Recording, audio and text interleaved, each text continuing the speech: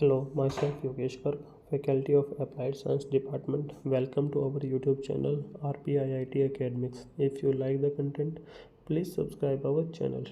Student last class में हमने chemical shift पढ़ा था क्या होता है। आज हम उसी को ही आगे कंटिन्यू करके शील्डेड और डी शील्डेड प्रोटॉन पढ़ेंगे क्या होते हैं। अब हम जानते हैं जो न्यूक्लियस है, न्यूक्लियस अकेला एक एंटिटी को प्रेजेंट नहीं होती एटम के अंदर, उसके सराउंडिंग में क्या होता है, इलेक्ट्रॉन्स। तो इलेक्ट्रॉन भी क्या एक चार्ज पार्टिकल ही है। जब चार्ज पार्टिकल रोटेट करता है तो वो क्या करता है, अपने चारों ओर एक मैग्नेटिक फील्ड प्रोड्यूस करता है। तो हर एक इलेक्ट्रॉन की खुद की मैग्नेटिक फील्ड होगी। अब वो मैग्नेटिक फील्ड और जो हम एक्सटर्नल मैग्नेटिक फील्ड अप्लाइड कर रहे हैं तो वो इंटरेक्ट करेगी। तो न्यूक्लियस तक जो हम मैग्नेटिक फील्ड अप्लाई कर रहे हैं वो एग्जैक्ट नहीं पहुंच पाती, बीच में कुछ ना कुछ कैंसिल आउट होती है। क्योंकि आपने देखा है जो अगर इलेक्ट्रॉन ज़्यादा है, मान लो ये एक एटम है, ये न्यूक्लियस है, इसके सराउंडिंग ये इलेक्ट्रॉन्स इसमें रिवॉल्व कर रहे हैं, यहाँ हर एक में क्या है, इलेक्ट्रॉन्स प्रेजेंट हैं।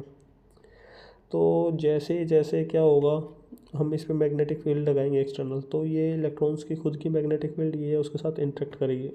तो जो न्यूक्लियस एक्चुअल में मैग्नेटिक फील्ड को फेस करेगा वो क्या होगा, कम होगा, जिसको हम कहते हैं बी इफेक्टिव। जो इफेक्टिव न्यूक्लियर मैग्नेटिक फील्ड होती है वो कम होती है।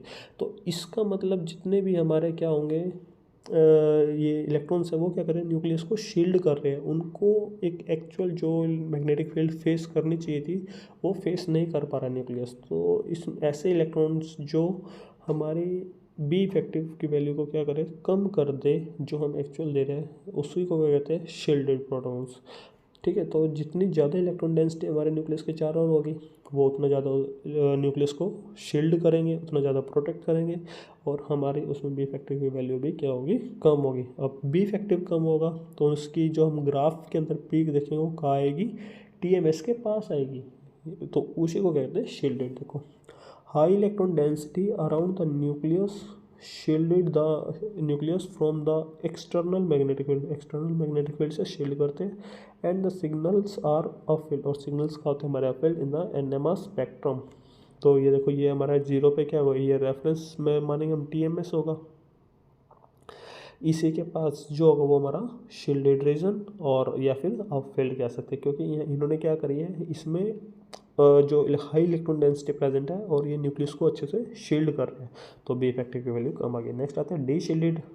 अब जो सराउंडिंग इलेक्ट्रॉन्स है अगर इनका नंबर कम हो जाएगा, नंबर कम है तो हमारे जो एक्सटर्नल मैग्नेटिक फील्ड अप्लाई हो रही है वो न्यूक्लियस तक क्या होगा, ज़्यादा पहुंच पाएगी।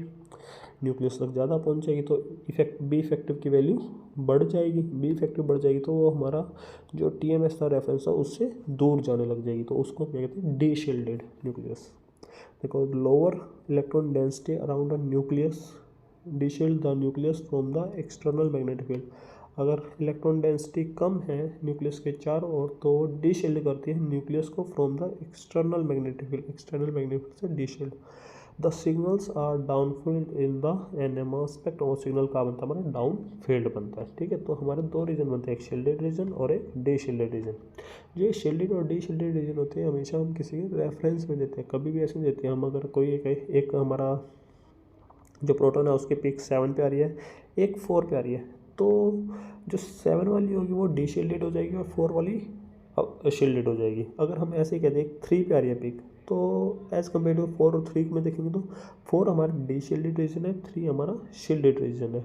ठीक है। तो जब भी हम एनएमआर ग्राफ को स्टडी करेंगे वो किसी ना किसी के रेफरेंस में देखेंगे, या फिर हम टीएमएस के रेफरेंस में देखेंगे। अगर दो पिक्स को आपस में देख रहे हैं एक ही, क्योंकि अगर वो एक एटम है उसके अंदर 2 प्रोटॉन्स है तो वो कौन सा शील्डेड है कौन सा डी शील्डेड है वो दोनों के पीक्स के ऊपर डिपेंड करेगा, कौन सा हमारा टीएमएस के पास है कौन सा टीएमएस से दूर है।